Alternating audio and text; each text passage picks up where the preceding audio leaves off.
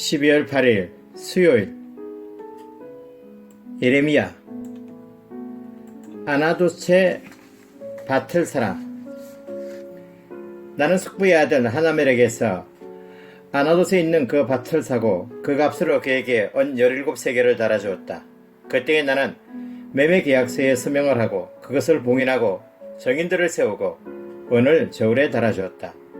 예레미야 32장 9절로 10절의 말씀.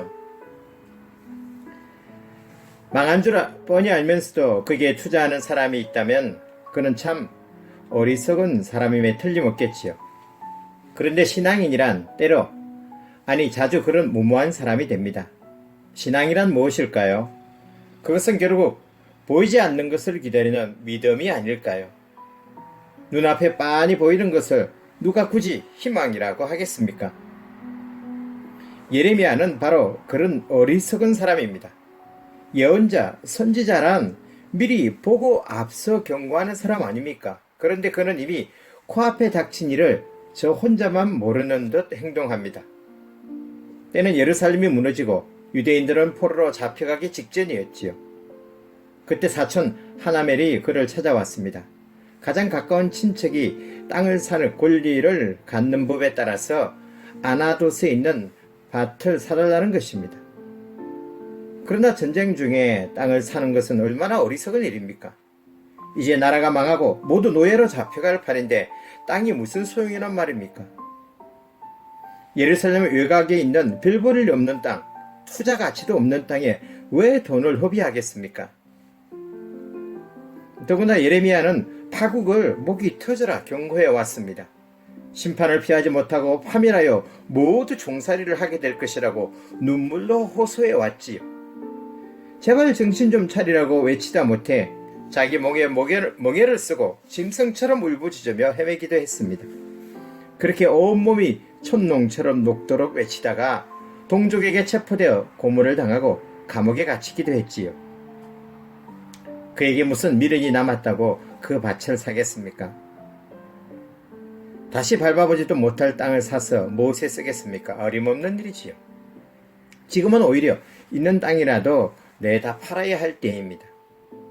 그런데 예레미야는 그 밭을 샀습니다.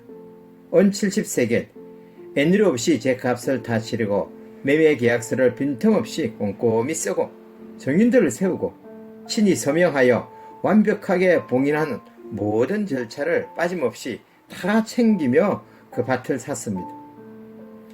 아나돗의 밭은 예레미야에게 무엇일까요? 그렇지요. 그것은 희망입니다. 기다림입니다. 아나돗의 밭은 혀를 찌르는 고도의 땅 투기가 아닙니다. 어리석은 미련도 탐욕스러운 집착도 아닙니다.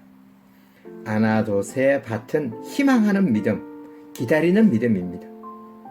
지금은 비록 절망의 때이지만 엄청난 파국이 거센 파도처럼 밀려오고 있지만 그럼에도 불구하고 하나님의 약속은 변함이 없다는 확고한 믿음입니다. 비록 예레미야 자신은 눈물과 슬픔과 고통 속에서 쓰러져 버린다고 해도, 그가 그 땅을 다시 볼 수 없게 된다고 해도, 그러나 하나님의 약속은 마침내 이루어지고 이스라엘은 반드시 회복되어 바벨론에서 다시 돌아오게 될 것이라는 확고한 믿음입니다. 무엇보다 희망은 다음 세대를 위한 준비입니다. 우리가 살 수 있는 밭은 무엇일까요? 예레미야처럼 직접 땅을 살 처지는 아니니까 뭔가 믿음의 밭을 살 수 있으면 좋겠습니다. 예레미야가 밭을 산 이유는 지금은 망하지만 반드시 다시 회복될 것을 믿었기 때문입니다. 그런 의미에서 우리도 희망을 가지고 뭔가 하나의 행동을 했으면 좋겠습니다. 나는 무엇을 할 수 있을까요? 하루에 한 장씩 성경을 읽는 것은 어떻습니까? 아니면 한 장씩 필사를 해도 좋을 것 같습니다. 찬송가 한 곡을 통째로 외워보는 것도 아주 괜찮은 방법입니다.